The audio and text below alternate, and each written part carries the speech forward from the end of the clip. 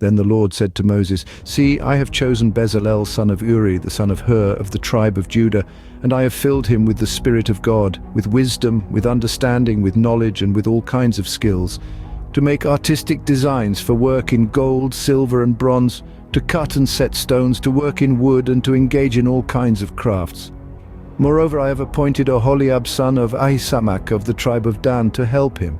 Also, I have given ability to all the skilled workers to make everything I have commanded you, the tent of meeting, the ark of the covenant law with the atonement cover on it, and all the other furnishings of the tent, the table and its articles, the pure gold lampstand and all its accessories, the altar of incense, the altar of burnt offering and all its utensils, the basin with its stand, and also the woven garments, both the sacred garments for Aaron the priest and the garments for his sons when they serve as priests, and the anointing oil and fragrant incense for the holy place.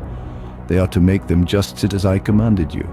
Then the Lord said to Moses, "Say to the Israelites, you must observe my Sabbaths. This will be a sign between me and you for the generations to come, so you may know that I am the Lord who makes you holy. Observe the Sabbath because it is holy to you. Anyone who desecrates it is to be put to death. Those who do any work on that day must be cut off from their people. For 6 days work is to be done, but the seventh day is a day of Sabbath rest, holy to the Lord.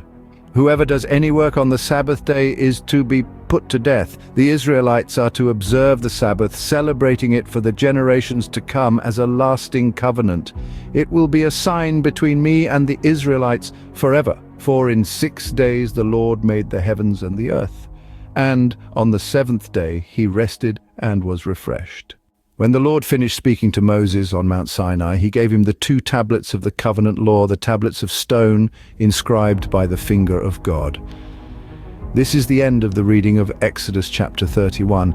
We are a young channel, so please check the thumbs up and subscribe to our channel for more content. We pray that God blesses you and keeps you safe always.